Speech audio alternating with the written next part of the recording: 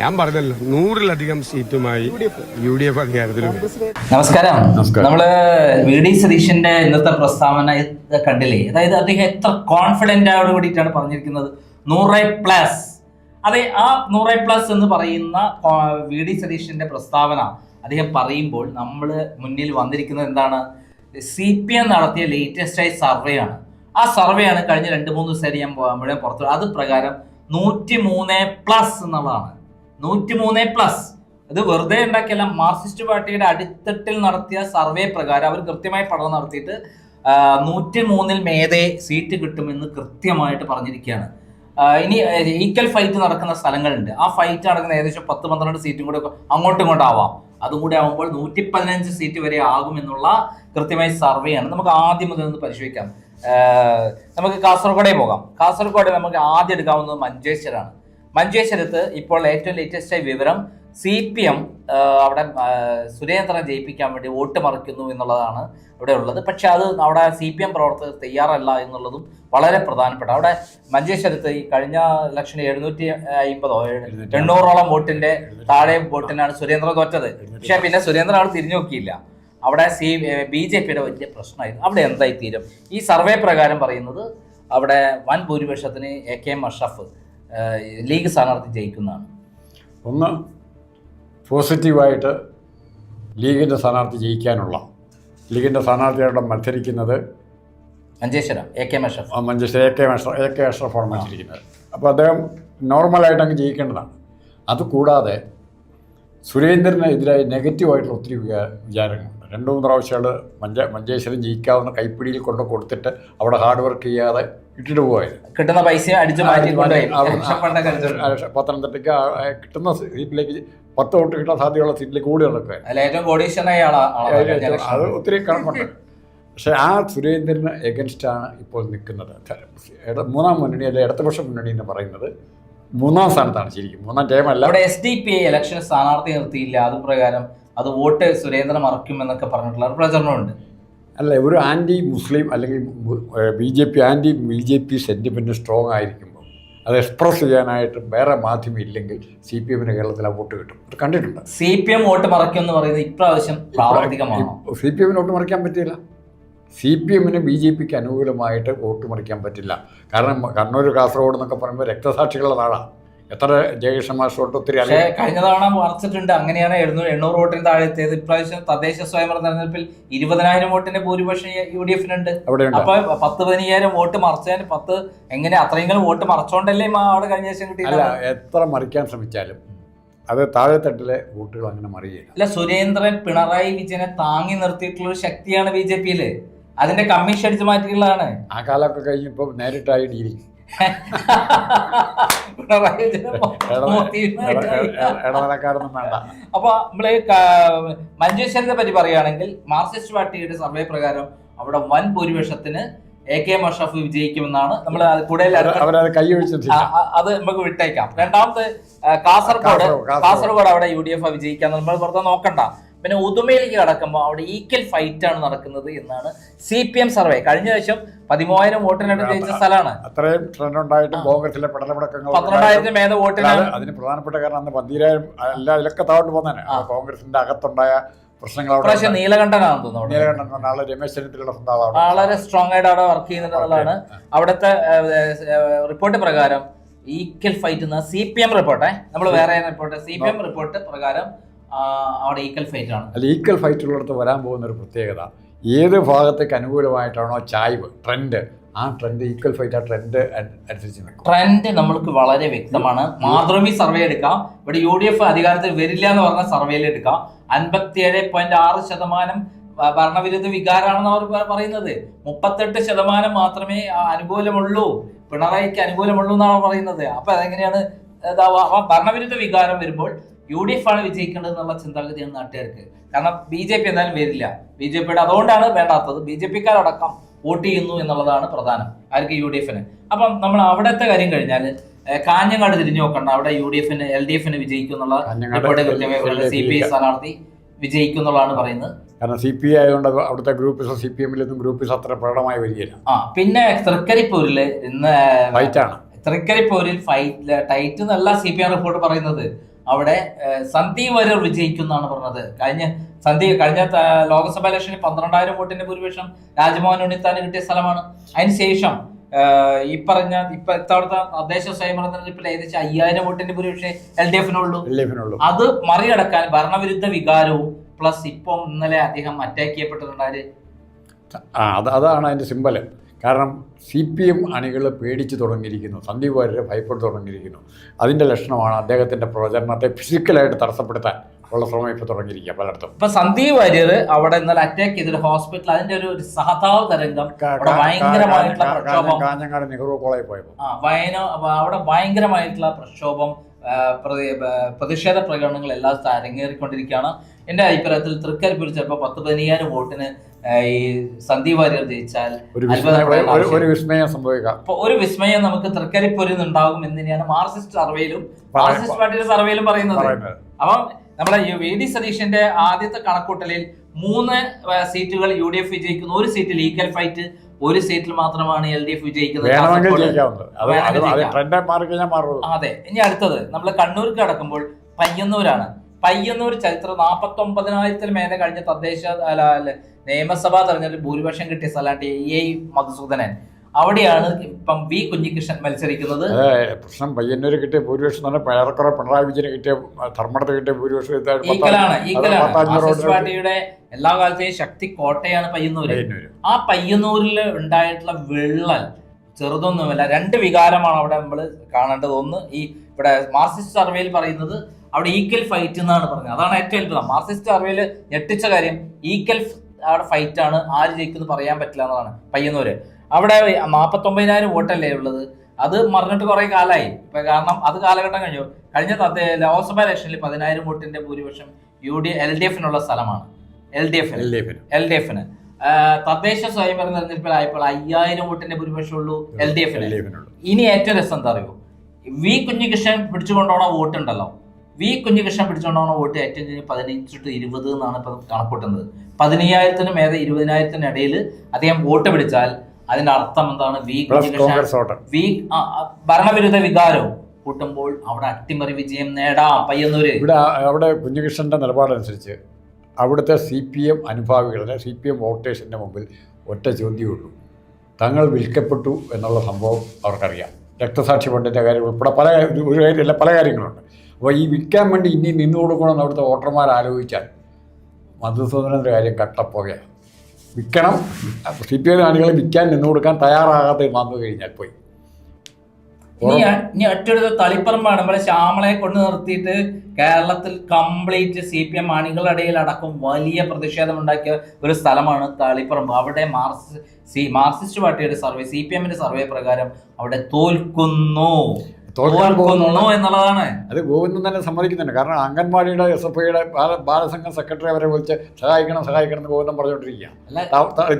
അപ്പൊ അത്രയ്ക്ക് അത്രയും ദയനീയമാണെന്ന് മാത്രമല്ല, TK ഗോവിന്ദൻ എന്ന് പറയുന്ന ശക്തനായ അടിവേരുള്ള ജനങ്ങൾ ഇഷ്ടപ്പെടുന്ന CPM-ന്റെ അടിത്തട്ട് വരെ ബന്ധമുള്ള ഒരാളാണ് ഇപ്പം തളിപ്പറമ്പിൽ വന്നത്.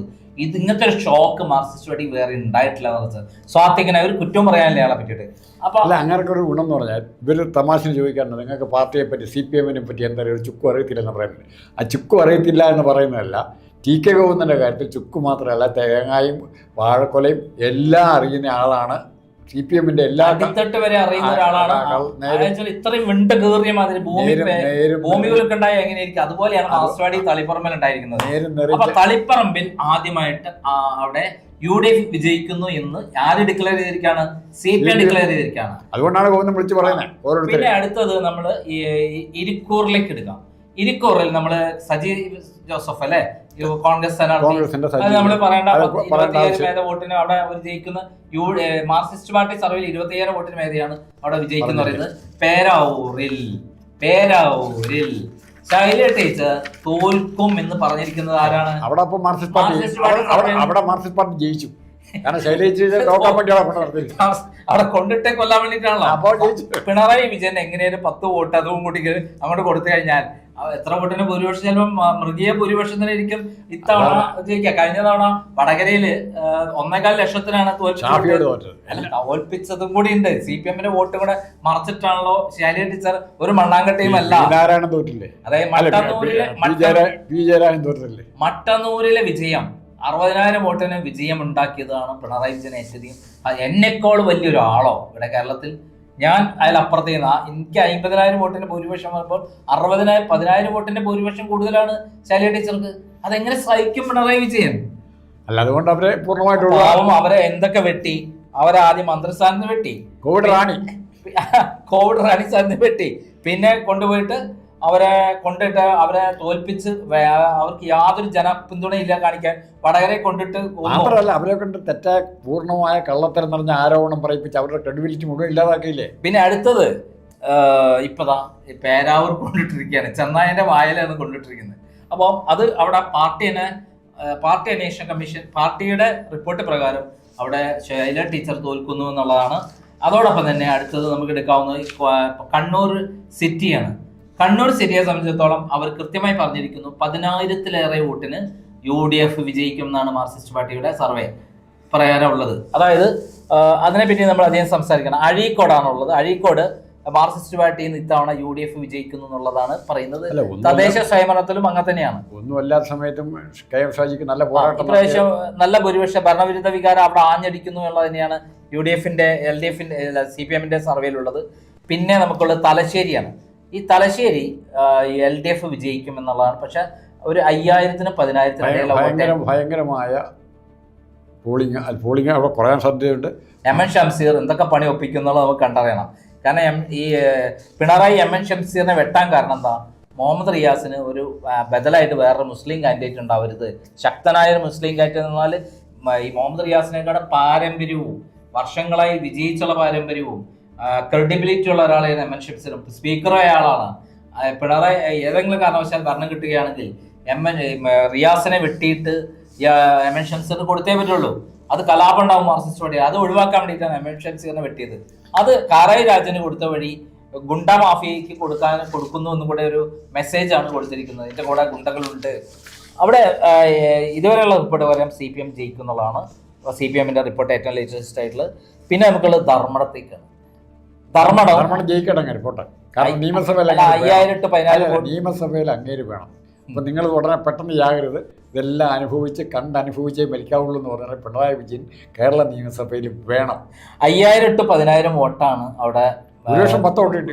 10 വോട്ടാണ് അവിടെ വിജയിക്കുന്നു പറയും. നമ്മൾ അതിലേക്ക് കടക്കുന്നില്ല. പിന്നെ അടുത്തതുള്ളത് മട്ടന്നൂരാണ്. മട്ടന്നൂരും 3,000-നും 5,000-നും ഇടയിൽ LDF ജയിക്കും എന്നുള്ളതാണ് പറയുന്നത്. അവിടെ 60,000 വോട്ടിന് ജയിച്ച സ്ഥലമാണ്. കഴിഞ്ഞ മട്ടന്നൂര് ശൈല ടീച്ചറിന് എന്തെങ്കിലും സ്വാധീനം ഉണ്ടെങ്കിൽ മട്ടന്നൂർ എന്താ സംഭവിക്കുന്നത് എണ്ണിക്കഴിഞ്ഞു തിരിച്ച പണി ശൈല ടീച്ചറും കൊടുക്കുമെന്നാണ് പറയുന്നത്. അങ്ങനെ ഉണ്ടായിട്ടുണ്ടെങ്കിൽ അവിടെ UDF വിജയിക്കാൻ സാധ്യതയുണ്ട്. അടുത്തത് നമുക്ക് എടുക്കാവുന്നത് കല്യാശ്ശേരി. നമ്മൾ പ്രത്യേകം എടുത്ത് പറയേണ്ട ആവശ്യമില്ലല്ലോ. കല്യാശ്ശേരി അവിടെ LDF വിജയിക്കുള്ളൂ. നമ്മുടെ EK നായരുടെ നാട് അല്ല, മറ്റേ വാര്യർ മത്സരിക്കുന്ന കല്യാശ്ശേരി അല്ല. വാര്യര് മത്സരിക്കുന്നത് തൃക്കരിപ്പൂർ. കല്യാശ്ശേരി പറയേണ്ട ആവശ്യമില്ല. അപ്പൊ ഇത്രയും സീറ്റുകളിൽ 11 സീറ്റുകളിൽ 5 സീറ്റുകൾ UDF നേടുന്നു. ഏതൊക്കെയാ? 5 അതിൽ കൂടുതലോ? കാരണം പയ്യന്നൂര് ഈ പയ്യന്നൂർ എന്താണെന്നുള്ളത് നമുക്കിപ്പം പറയാൻ പറ്റില്ല മാത്രമേ ഉള്ളൂ. അപ്പൊ അങ്ങനെ നോക്കുമ്പോൾ തളിപ്പറമ്പ്, കണ്ണൂര്, ഇരിക്കൂർ, പിന്നെ അഴീക്കോട്, പേരാവൂർ 5 സീറ്റുകളാണ് UDF വിജയിക്കാന്ന് ആര് പറഞ്ഞത്? CPM പറഞ്ഞിരിക്കുന്നത്, റിപ്പോർട്ട് പറഞ്ഞിരിക്കുന്നത്. അടുത്തത് നമ്മൾ വയനാട്ടിലേക്ക് കിടക്കാം. ഇപ്പൊ 16 സീറ്റിൽ 8-8 വയനാട് പറയണോ? 16 സീറ്റിൽ 8-8 നമുക്ക് വേഗത്തിൽ പറഞ്ഞു പോവാം. വയനാട്ടിൽ 3 സീറ്റിൽ അതിന്റെ അകത്ത് 2 സീറ്റായാലും ഉറപ്പുള്ള കാര്യം എല്ലാവരും പറയുന്നുണ്ട്.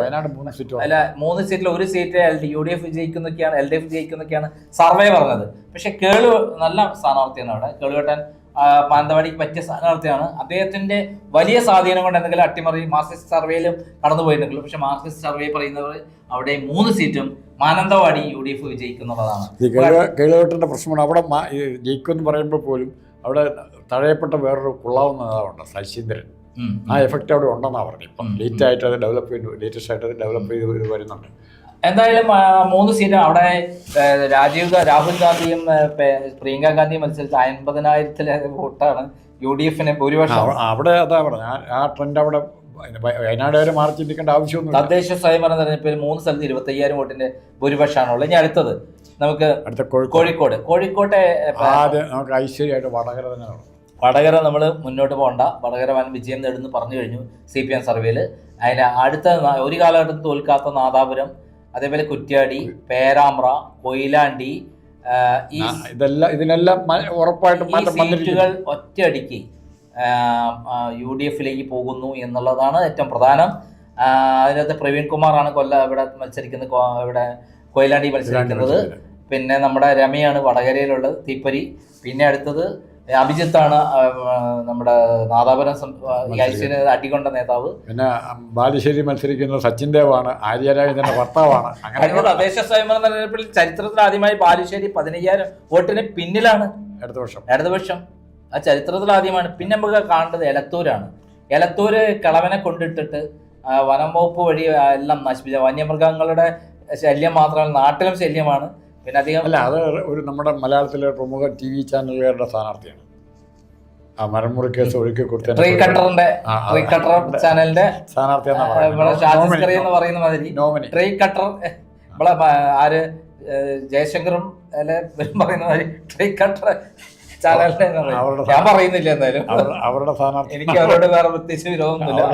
അപ്പൊ ആവട്ടെ, കോഴിക്കോട് 13 സീറ്റിൽ 13 സീറ്റും UDF വിജയിക്കും എന്നുള്ളത് മാത്രമല്ല, 2 സീറ്റ് മാത്രമാണ് പ്രശ്നമായിട്ട് അവർ കരുതുന്നത്.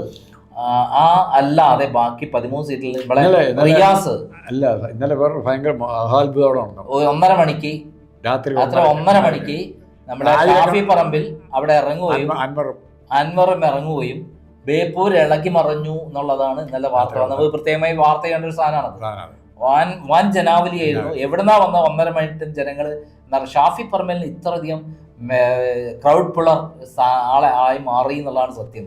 ഇപ്പൊ 75ഓളം സ്ഥലങ്ങളിലാണ് അദ്ദേഹം ഈ റോഡ് ഷോ നടത്തുന്നത്. 75 സ്ഥലത്തും രാത്രി മൈക്കില്ലാതെയും. ഷാഫി പറമ്പലിനെ മാത്രം കാണാതെ വേറൊരാളോട് ഡെവലപ്പ് ചെയ്ത് വരുന്നുണ്ട്, വളർന്നു വരുന്നുണ്ട്. ചാണ്ടി ഉമ്മൻ നമ്മൾ കാണുന്നതിൽ അപ്പുറത്തേക്കുള്ള ഒരു മുന്നേറ്റമാണ് കാണിക്കുന്നത്. അടുത്ത ആന്റണി കരുണാകരനായിട്ട് ചാണ്ടി ഉമ്മനും മറ്റേ ഷാഫി പറമ്പലും വരാൻ രണ്ടുപേരും കൂടെ ചോദിച്ചാൽ, 2 ഭാഗത്ത് ചോദിച്ചാൽ അങ്ങോട്ട് മുന്നോട്ട് പോയി രാഹുൽ മാങ്കൂട്ടം തിരിച്ചു വരികയും അദ്ദേഹത്തിന്റെ തെറ്റുകളൊക്കെ തിരുത്തി ക്ലിയർ ചെയ്ത് വരികയും ചെയ്താൽ തീർച്ചയായും 3 പേരും കൂടെ കൂടിയാൽ അടുത്ത UDF-ന്റെ കോൺഗ്രസിന്റെ 3 ശക്തിദുർഗങ്ങളായി മാറും. അതാണ് VD സതീശൻ പറഞ്ഞത്. ഞങ്ങൾ വളർത്തിയ ചെറുപ്പക്കാരുണ്ട് ഇവിടെ, ഇന്ന് അടുത്ത തലമുറ ഞങ്ങളെ കയ്യിലുണ്ട് എന്ന് പറയുന്നത്. നമുക്ക് അടുത്ത ഘട്ടത്തിലേക്ക് കിടക്കാം. കോഴിക്കോട് സീറ്റ് 13 സീറ്റും 2 സീറ്റിലാണ് ആപ്പാടെ ചെറിയ ടിസ്റ്റോട് പറയുന്നത്. ബാക്കി 13 സീറ്റും ചരിത്രത്തിലാദ്യമായി CPM-ന് നഷ്ടപ്പെടാൻ പോകുന്നു. കാരണം ഇന്നേ വരെ കണ്ണൂരിനേക്കാൾ ശക്തമായ സ്ഥലം എന്ന് പറയുന്നത് കോഴിക്കോടാണ്. ശരിക്കും ആ കോഴിക്കോട് പൊട്ടിക്കഴിഞ്ഞാൽ കേരളം പൊട്ടും എന്നുള്ളതാണ് ഏറ്റവും പ്രധാനം. അവിടുത്തെ ജനങ്ങൾ ഒന്നടങ്കം എതിരാണ്. അതിൻ്റെ അകത്ത് പ്രധാനപ്പെട്ട കാരണം ഷാഫി പറമ്പലിൻ്റെ ഒരു വരവും രമയുടെ പ്രത്യേകമായിട്ടുള്ള അവിടുത്തെ വർക്കും. ഷാഫി പറമ്പൽ, രമ, പ്രവീൺ കുമാറിനെ നമ്മൾ കാണേണ്ടതാണ്. കൈ പൊട്ടിയിട്ട് അദ്ദേഹം മെഡിക്കൽ കോളേജ് സമരം നടത്തി.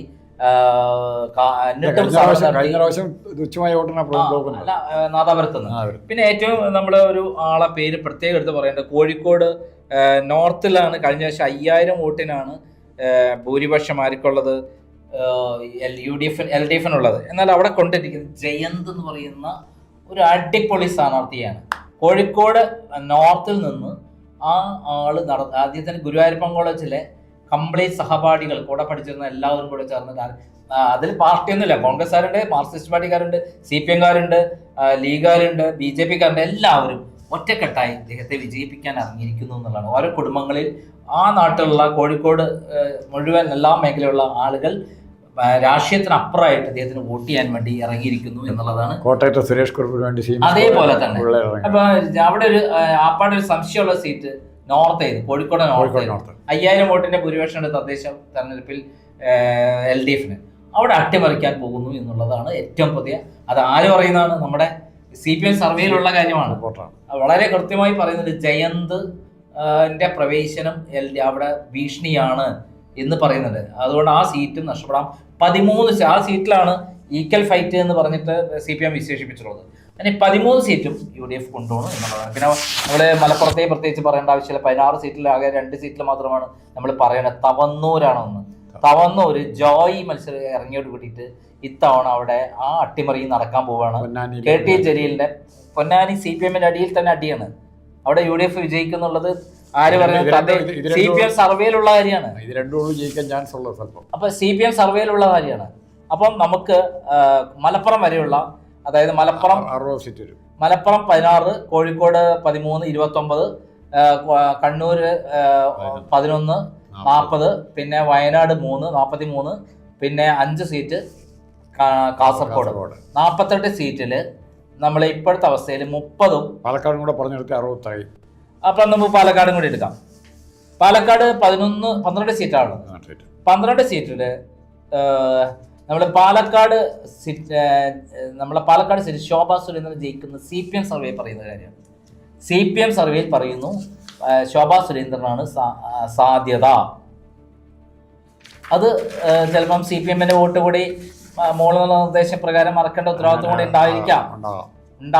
നമുക്ക് അറിയാൻ പറ്റില്ല. അവിടെ നമ്മൾ അതിനെക്കുറിച്ച് ബോധവാന്മാരല്ലെങ്കിലും കേരളത്തിലെ 10 സീറ്റുകളിൽ മഞ്ചേശ്വരത്തടക്കം വോട്ട് മറക്കണമെന്ന് നമ്മളെ നരേന്ദ്രമോദിയുടെ കാല് പിടിച്ചപ്പം പിണറായിയുടെ പറഞ്ഞിട്ടുണ്ട്. ബാക്കി 130 സീറ്റ് ഞങ്ങൾ വോട്ട് ചെയ്തുതരാം, പക്ഷെ 10 സീറ്റ് വിജയിപ്പിച്ച് കാണിച്ചു തരണം, ഇല്ലെങ്കിൽ തൂക്കിയെടുക്കും എന്നാണ് പറഞ്ഞത്.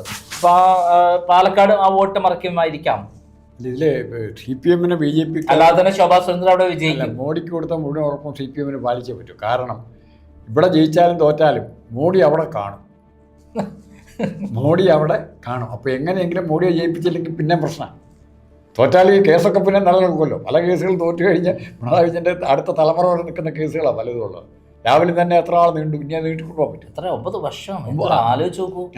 80 തവണയാണ് സുപ്രീം കോടതിയിൽ എടുത്ത് മാറ്റിയത്. അല്ല, നമ്മുടെ ജുഡീഷ്യറിയെ പോലും ഒന്നല്ലാന്ന് കാണിച്ചു. ജുഡീഷ്യറി പോലും നാണം കെടുകയാണ് ഇതിൻ്റെ അകത്ത്. നമ്മളൊക്കെ ബഹുമാനിക്കുന്ന ജുഡീഷ്യറി എന്ന് പറയുന്ന, എന്നെ സംബന്ധിച്ചൊക്കെ ജീവിതത്തിൽ ജുഡീഷ്യറി ഇല്ലെങ്കിൽ ഞാൻ ജയിലിലില്ല. ജുഡീഷ്യറി കൃത്യമായി പ്രവർത്തിച്ചുകൊണ്ടാണ് ഞാനൊക്കെ ജീവനോടെ ഇരിക്കുന്നത്. 99 മുതൽ ഞാൻ അന്ന് മുതലാണ് മനസ്സിലാക്കുന്നത്. ഈ സത്യം വിളിച്ചു പറഞ്ഞാൽ നമുക്ക് ജയിലിൽ പോകേണ്ടിയിരുന്ന് പഠിച്ചത് 99-ലാണ്. അപ്പം നമ്മൾ പാലക്കാടേ കടന്നു കഴിഞ്ഞാൽ നമ്മൾക്ക് പാലക്കാട് BJPക്ക് അക്കൗണ്ട് തുറക്കുന്നു എന്ന് പറയുന്നത് പാലക്കാടായിരിക്കുമെന്ന് വിശ്വസിക്കുന്ന ഒരാളെ. നിയമം പോലും ചിലപ്പോൾ സീറ്റ് കിട്ടണമെന്നില്ല. പാലക്കാട് ശോഭാ സുരേന്ദ്രൻ വളരെ അതിശക്തമായി ആണെന്നുള്ളത് ഞാൻ അവിടെ പോയപ്പോൾ കണ്ടിട്ടുണ്ട്. CPM സർവേ പ്രകാരം ശോഭാ സുരേന്ദ്രൻ വിജയിക്കുന്നു എന്നുള്ളതാണ്. പിന്നെ അടുത്ത മണ്ണാർക്കാട് നമ്മൾ പറയേണ്ട ആവശ്യമില്ല. മണ്ണാർക്കാട് ഷംസുദ്ദീൻ വിജയിക്കും. പട്ടാമ്പി UDF പിടിച്ചെടുക്കുന്നു എന്നാണ് മാർക്സിസ്റ്റ് പാർട്ടി സർവേയിൽ പറയുന്നത്. മുമ്പ് CP മുഹമ്മദ് ജയിച്ച സ്ഥലമാണ്. പിന്നീട് ഇപ്പൊ TP ഷാജി ശക്തമായ രൂപത്തിൽ മുന്നേറുന്നു, അവിടെ വിജയിക്കും എന്നുള്ളതാണ് പറയുന്നത് CPM സർവേയില്. തൃത്താല അതേപോലെ രാജേഷ് വിജയിക്കുന്നു, രാജേഷ് തോൽക്കും, ബലറാം വിജയിക്കുന്നു എന്നുള്ളതാണ്. ബലറാം അവിടെ വിജയിക്കുന്നു എന്ന് തന്നെയാണ് കൃത്യമായി പറഞ്ഞിരിക്കുന്നത്.